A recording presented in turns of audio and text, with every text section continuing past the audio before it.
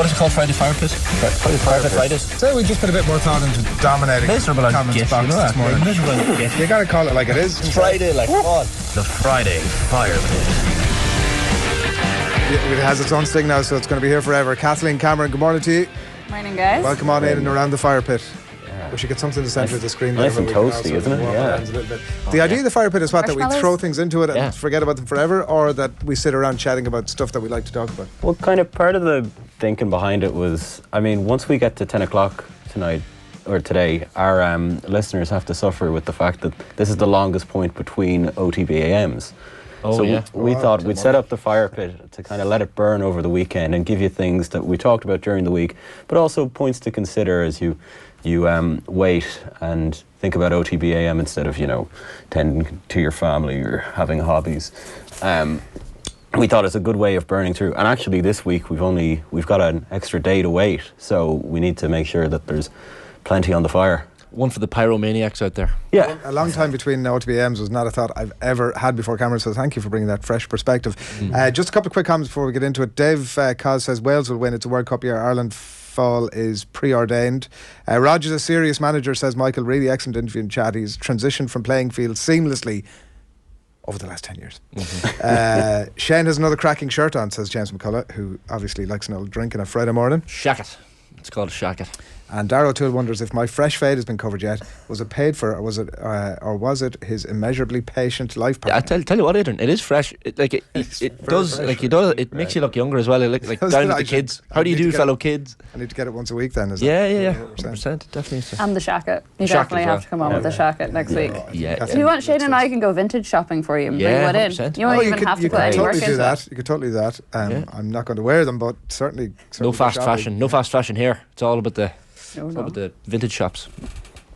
Good for the environment. What is I'm up for that. I'm up for that part. I mean, the fire probably Where isn't do you great for the sit on all environment. this, Cameron? I like vintage. It's my friend says there's nothing good to get anymore, which I think is kind of the opposite of the point. No, is there that is. like with the passing of time, things become vintage. But I don't know. I've yet to really properly indulge. Like a good wine, the older it is, the better. That's actually not. I mean, it can be largely true, but not always true. Not always Shane. true. There are a lot of exceptions to that. Okay. I'm saying this very pointedly in your direction. As a good wine, as a good vino expert. We've three things to talk about. We're going to talk about national anthems, because there'll be a series of tweets tomorrow saying, "Oh, I love the Scottish anthem. I love etc. etc." Yeah. We're going to talk about miking referees, which came up at the debrief yesterday at Croke Park, and we're going to talk about Katie Taylor and will it, won't it? Looks unlikely. Maybe it'll happen in September. Discussion. So, where does everybody feel they want to jump in on? Kathleen, you're producing today, so your prerogative. I feel like Cameron was quite passionate about the anthems earlier. And this is my favourite part of the Six Nations. I won't lie. You wake up in the morning, Six Nations Day, you kind of, you run around the house and you're like, yeah, it's starting. And then you hear the first thrills of the anthems, so long as it's certain anthems and not other ones. And you're like, okay, I'm ready for this. This is going to be great. That's it. I think we've talked a lot about divisions and weird divisions we have with Wales, and I suppose Quinny said that Scotland was a big rivalry, which I was very surprised about. But the one thing that I think unites us and the English is our anthem envy. Every time I'm really looking forward to France-Italy this weekend, because it will be a good game and I'd like to see how Italy shape up. But I'm also looking forward to the anthems, and everyone always tweets about, God, do we talk enough about how good the Italian national anthem is?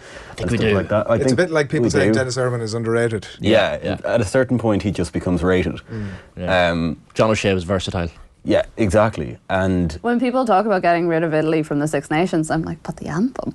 Yeah. Where am I going to hear it then? That to Georgia? Could Georgia just do that? Then we'd be okay with it. Yeah. Could they do a Georgian version of that? But it's part of the whole Six Nations clichés kind of stuff that I love, because I think people get very frustrated with clichés, but clichés are great. They're enjoyable. They're comforting. There's nothing better than looking forward to either the anthems or waiting. How big does the deficit have to be before we call Italy's performance brave? Every time a commentator has a front rower on the panel, they have to go, so talk us through the ancient art of scrummaging. That kind of stuff I always enjoy. Big man, Yeah, and mad French and Italian TV direction during the game when the games are in Italy or or in Rome or Paris. Where they just forget about the action for about 5 minutes and show you like some guy painting the action. Where they focus on completely the wrong thing in the replay. I'd say if the French had their way, they'd show it in monochrome and be quite artsy about it. And you'd be here for that. I'd love that. That's one of my favourite parts. It's just what shot are they showing us right now? Like, why don't you just let the pictures do the talking? But the point of that is, like, so much changes from year to year, and on a kind of sadder note, this is the first year we won't have Eddie Butler on commentary duty for the Six Nations, which is, he's going to be really sorely missed. But it's the constants, it's the things that I look forward to in the Six Nations, apart from the action, that really make it for me. Like a safety blanket. Like a safety blanket, exactly, yeah. Dave McIntyre, I mean, I'm slightly biased in the conversation, but David McIntyre is he's brilliant. Exceptional. Oh, he's brilliant, yeah. Ever since It's Spinning, I can't not listen to Dave doing a Six Nations. Myself and Quinny, they feel a bit like a comfort blanket to me, It's like... They're like Ant and Deck, they work together. No, it wasn't the... Who's Quinny here? Gone for their, I was trying to give them a compliment, Shane, but... That's a compliment. Is it? Yeah, they've been around for ages presenting crap TV shows. Great on air together. Okay. Yeah. That's rescued. You can't have one without the other, though. Exactly. Oh, yeah. Yeah, fair point. There's that Who stands on the left, who stands on the right? that national anthem stuff came up. There was a campaign this week calling on everyone in Ireland to learn the words to Iron Avian. This is the Learn Our Anthem campaign launching with a competition for primary school children. So there was a campaign, and those people on News Talk during the week talking about this, saying the national anthem and knowing the words should be important to everybody. She says it's no secret that the majority of us here in Ireland don't know the words of our national anthem. Is this true, though? Like, do the majority of people not know it? I know sometimes people might kind of fumble over a word or two, but I don't think I've ever met someone who doesn't know the national anthem. Didn't they have to put the words up on the screen at Croke Park a couple of years ago? Some of my friends, in fact, a right few of my friends don't know the words. They mumble it and then they come in for the last two lines, which everyone knows, just so everyone starts cheering. But they don't know. I sat down when I was in Brownies as like a little girl and learned the national anthem because it was in the back of our Brownie guidebook, and that's the sort of patriot that I am. I have a bit of an issue with we must learn the anthem, and you have to know the anthem. Why? Why? No. Why do you have an issue with it? Because why do you have to know the anthem? Because it's patriotic. But why do you need to be patriotic? Well, you don't need to be patriotic, but it's almost like but they're saying you need to know the words of the anthem. And you're saying that because you need to be patriotic, and I'm just saying. Are you not patriotic? You're not patriotic. No. Well, there is definitely why are you not a patriotic? line. Like, why? What's the requirement to be patriotic? It's not a requirement. It's not a thing you have to attempt to do. You just naturally are. Well, exactly. That's the issue. One of the issues that I have with it is that it's like by default that you're supposed to stamp your card and say, well, my starting position is I'm patriotic, and I sort of come at it slightly the opposite way. I'd say, could you not drive into it as opposed to being reversed into it? Well, you could, but this doesn't mean you have to be Irish exceptionalist. If I'm patriotic, then I'm forgetting about the rest of the world. No, I accept that, yeah. That's not the point. The point is, you have a soft spot for your country. Do you not, when you were abroad in Wales, did you not really love Ireland and thinking about Irish? In classic AM fashion, don't misrepresent the point that I'm making. I have a soft spot for my country, that is without question. But then I'm not patriotic. especially patriotic. What I would rather is that, the bureaucrats who sort of got the pencil out either literally or figuratively through war, did away with it, got the other end of it out, the rubber, and just deleted a load of borders. I'd be way happier with that, because nothing, they're just set up to be sort of create differences, whereas actually we're all way more alike than we are. But surely the anthem is the most inoffensive expression of your national. It's not about war, about soldiers. It is, but it's the gusto with which, if we change it, that's not offensive. Gusto is grand, but if you're singing, "I want to kill my neighbours," that's not the words. That's not the words. The French, if you go to the Stade de France, I was there last year, and it was genuine chills listening to La Marseillaise. Great anthem. But again, that's about killing. A lot, the last line is that we might spread the impure blood over our furrows. When you're like me, right, or loads of Irish people who don't understand what the Irish anthem is about, it's not about the words so much. Soldier song. I just sorry, when I'm at a GAA match or a soccer match and our Run of Ian comes on, I'm that annoying person who is belting it out. I sing the national anthem with gusto. Like Cameron and Kathleen, do you do when you're at a sporting event? Yeah, well, I think there's, I understand what you're saying, Adrian. I do think there is a line somewhere, but I personally just find it quite fun standing at a match roaring out the national anthem. It doesn't necessarily I know we say and I'm possibly going to be hypocritical in this point at some stage, but like I think it's like how we approach a lot of these things, especially around sporting events, where we're not thinking about it. We associate it with something else. We associate it with that match day experience. We associate it with that like patriotism that Shane was talking about. I'm not necessarily saying that you are or aren't a patriot if you don't know the national anthem, or you don't care about Ireland if you don't know the national anthem. I just found it strange because I thought it was the sort of thing that, you know, you learn in school, you hear it enough around the place that you can kind of sing along and you get with it. And like we were this is what I was going to say when I say I'm being a hypocrite in this. We were talking about it before we came on, and the fact that like when I was covering games over in England, I never stood for the English national anthem because my family are from the north, and that means something very, very different to me. And then I think it was Emma said, but she was like, would you stand for the Australian national anthem or the South African national anthem? And obviously there's all the ties and difficulties with those countries as well. So like it's one of those things where I feel like there's no right or wrong answer, and people are going to do the things that they think makes them happy. And if not singing the national anthem is right for you, then that's right for you. If not standing for one is right for me, that's okay as well. It's just, it's complicated, and it's definitely one of those massive grey area sort of issues. I don't think there's like a right way or a wrong way to approach it. I'd apply the same logic to the knowing of the words. Do you know the words? I do know the words. Do you sing it at sports events? No. Why? Because I've literally, and like I appreciate what I'm saying is not necessarily a popular opinion, and it makes me sound cantankerous. I'm not cantankerous about it. It's just my way of living. I'm not particularly. If there was war tomorrow, I ain't going to war. Are you embarrassed about your voice? Do you not like singing? Have you met me, Shane, at all? That's never going to be a factor. But yeah, that's just my view. As I said, I appreciate it's not the general view, and that you're open to criticism for it, because, as I said, the default setting is you should be proud of your country and you should be willing to go and fight the English and do it. That's but just that's not where what the I'm song's at. about. That's not what Ireland. I know, but you know yourself. No, that's the subcontext. A lot of Irish patriotism is hooked around hating the English. But that's because they took over for 800 years. I know, I'm not saying, look, that's fine, and that's your view. You're entitled to have your view about it. But when I'm singing the national anthem, like I'm living there near Arbor Hill, and every time I walk past Arbor Hill Cemetery, and pull the flag out of your pocket. No, but I genuinely get a chill up my spine because I think about the East Horizon leaders that are buried in there, just from a historical point of view. But like I'm thinking about all these things, maybe I'm too emotional when I'm singing the national anthem. But I don't think patriotism is a thing to be feared or afraid of. It's whatever kind of feeling it stirs up in you, even just listening to it. Like I could see how sitting there and actually just listening to the anthem would give you enough of a stir without necessarily having to sing it. Like if this is going to be very embarrassing for me, and my friends will definitely bring it up again, but if I need a little lift sometimes, if I'm doing something big, I'll listen to the 2007 anthems in Ireland, England, because that was exceptional. The pathos and the impact of those is phenomenal. But that was a different thing. I was at that game, and that was a very different thing. It was like the whole context and that lead into it as to whether there were going to be food, and because that was a slightly different. That was the exposing of, in such a raw way, the modern relationship between two. I don't think it's different though. I think it's the same. It's a strand off of it. I don't think you can say it's different, because we wouldn't have had that experience if it wasn't for all the other stuff, and if it wasn't for how people felt when they sang the national anthems, or how they feel when they sing "Swing Low, Sweet Chariot" around Twickenham, or whatever it is. You know, you don't have those big coming to a head moments without all the stuff that goes before it and all the feelings that are in it.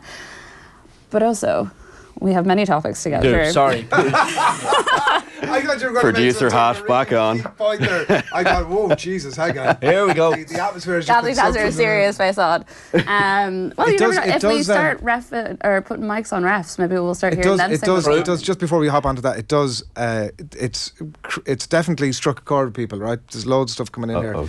I'd say people are loving your opinion here, Adrian. Well, Michael says, "Oh, Adrian."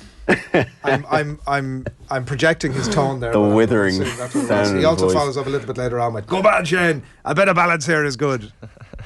I presume that was in relation to your Arbor Hill. But I'm surprised, Adrian. Like you will probably. I used to be when I was younger. I was extremely nationalistic and patriotic, and I just gave it up. But nationalism is different. I wouldn't be too nationalistic, but I'd be patriotic and Republican. It's whatever it means to you. Like, in a weird way, nationalism is totally subjective and personal, and your pride and the sense of where you come from. Like, I would sing Around the Veen with the same gusto I'd sing The Green and Red of Mayo, or Well, that's a whole other N17. In that, that's it's the symbol. Kathleen's going to kill us if we keep talking, but let me just read some of these comments. Aaron Ver, which I presume is Green Irish. He's a patronising muppet, clearly of planter stock, which is possibly the greatest thing that's ever been said. Which Definitely talking about Shane there. Chris Cal says patriotism is the last refuge of the scoundrel. Singing our own Naveen in Fitzgerald Stadium, Croke Park, then belting out Come On the Kingdom is always the highlight of my year, says David Lucy. Good morning to you, David. Adrian wants a national anthem about flowers and bees and sunny days in Wicklow, says P. Well. That sounds absolutely ideal. Guys, I feel like we have our next limerick right there. Yeah. Superstition for me to always sing around Naveen right at the end at all GAA games, says Andrew Moynihan. Same. How do you expect Irish kids to know our anthem when we only play that abomination of Ireland's Call? Also, for the record, most Irish people would rather listen to God Save the Queen than Ireland's Call, says Brón O'Brien. This is actually a very good point that John Collins has brought up in the comments, and now I'm just doing what I told you guys not to do. But how do you feel about the anthem at an international versus a GAA match, where the crowd sends a message to the opposition, or where everyone sings it together? I'd nearly be more into the everybody singing it together bit. If I never really considered that before, but now that it's been asked, that's a good point, actually. Yeah, I love both. Yeah. I think it's an anthem to be proud of. I'd be up for both as well, but like I do think like that's probably a much more nuanced point than anything we would have brought to the table on this topic. It's also the Irish language. We all, none of us talk like I still have a cúpla focal and that's it from school. But it gives us an opportunity once a week at a match to sing a bit of Irish. I've started following this guy who's living on Innisman, as it's called, and he's does everything through Irish on TikTok. And is he a cripple? Brilliant. Class. He's not. Oh. He's just a young fella who's got an unbelievable turn of phrase and accent. Anyway, quickly, miking up referees. Should they be mic'd or not? Yes or no? Round the room. Yes. In all sports. Well, GAA I suppose specifically, because they don't seem to be for the idea, which is a bit baffling to me. GAA definitely. 100%. I'd love to know what they're saying when they smile as they give someone a yellow. I have to give you like there's always like, look, I'm sorry, you can't get away with that. Well, like Shane, you were saying that like the reasoning behind it is that the GAA want to protect the privacy of the refs. 100%. And yeah, I'm just like, what are they saying that needs to be kept private? You know, it's on the pitch. There could be 80,000 people watching you, or 20,000, however many it is. What goes on between you and the players shouldn't necessarily be a secret, especially if you're officiating. Yeah, I was taken off. I asked Tom Ryan, the GAA Director General, this yesterday, because he was talking in his report yesterday about calling out unwanted behaviour of officials, because it's been a theme throughout the last 12 months in Gaelic games. There's been too many incidents of abuse, verbally and physically, towards referees and officials. But I asked him the question, you know, thinking he was going to say, "Oh, geez, that's it could be something we could look at." But he was so vehemently against it. He was like, "No, definitely not something we're considering. It won't be in the near future either. Just." Flat no. Privacy of the officials was. I'd go one step further and introduce NFL style referee mics, so that everybody explain the decisions who's in the crowd. Now, like, look at it doesn't, in the parlance of the week, doesn't need to apply to a junior F game in West Kerry. Exactly. But you could do it at Croke Park. You could do it at all the county grounds, just so everybody knows exactly. There was a soccer game in Italy or something recently where they like trialled it, where the ref like explained the decision to the crowd. It was kind of almost like a TMO VAR, like situation, except with VAR and something like that. I think that's powerful. Like, how can more communication be a bad thing? I know. Yeah, exactly. That's the way I phrased the question. I said obviously this would be tough to implement at club level, but at inter-county level it could be like at club level it would be gas to listen to the lads chatting. Well, Pat, how are you getting on? Pints this weekend, is it? Yeah. They'd just like you'd pick up some conversations at club level. But you'd only be micing the ref. You wouldn't the umpires, lines, people, etc. But you'd pick up the players, like in rugby. You'd probably hear the. You would, yeah. And that'd be the biggest issue that I would see. So much, not so much the referee protecting the referee, but maybe protecting the players to a degree, because I do accept some of the argument that. But maybe that might start or stop some of the sledging and stuff, and the horrendous things that the horrendous stuff that we always hear gets said on a pitch, and we hear about it after the fact, but we've absolutely no proof that it happens. Doesn't go in the referee's report most of the time. Don't even know if the referee notices it. Like, all that stuff might be picked up, and I know people go on about rugby being, you know, say a gentle person's game, since both genders play it, but you know, they talk about that, and I don't think that's necessarily true, but there is definitely an element that comes into it because they know that they could be picked up. And like, sometimes your frustrations flare and someone curses or whatever. It's not the end of the world. I've heard the argument made that it shouldn't be, players shouldn't be or officials shouldn't be mic'd up in Gaelic games because these players are amateur and they have jobs, and they could say something in the heat of the moment really offensive or sledging, and that shouldn't be held against them. But completely should. Yeah, if you're that type of person to say Yeah. that in a match, you should stand by it when you're sober and. Well, obviously you're sober playing a match, but I mean in the cold light of Not day. always, obviously, Shane. Not always, obviously. Off the pitch, if you say something on the pitch, you should stand by it. 100%. I'm sorry, CCCC. I know the game was 20 minutes old, but I was locked. Yeah. But like if you say something during a match, you shouldn't say anything during a match that you wouldn't be quite content for people to hear on the street. I know, yeah. I know things are said. And I know in the heat exactly. Well, that's the difficulty, and I know that what I'm saying is wrong-headed, and that what Kathleen's point about changing things culturally is absolutely salient. But there's always a but. Yeah. Are we moving on? I think we're kind of out of time. Are we done? We don't even get a chance to talk about Katie Taylor. Well, I think we kind of know where we all stand after the last week. I think Adrian should sing us out with Iron Levine, a few chords of Iron Levine. Yeah, sure. Would everyone be up for that? Yeah, roll it in there. The music, right? Like a nightclub. Yeah. That was the first proper Friday fireside. Yeah, it's burning bright over there. I can see it. Yeah. I think that hot was takes for the fire. Be back again next week. Yeah. Yeah, definitely. And send in your Six Nations clichés. I want to know what everyone else. Bowie takes a week off, and suddenly, the show is cooking along. We've Who'd have thought? great guests. I'm clipping that and just sending it to him. Oh, he'll be watching. I mean, he's you know yourself. Seething. Obsessed.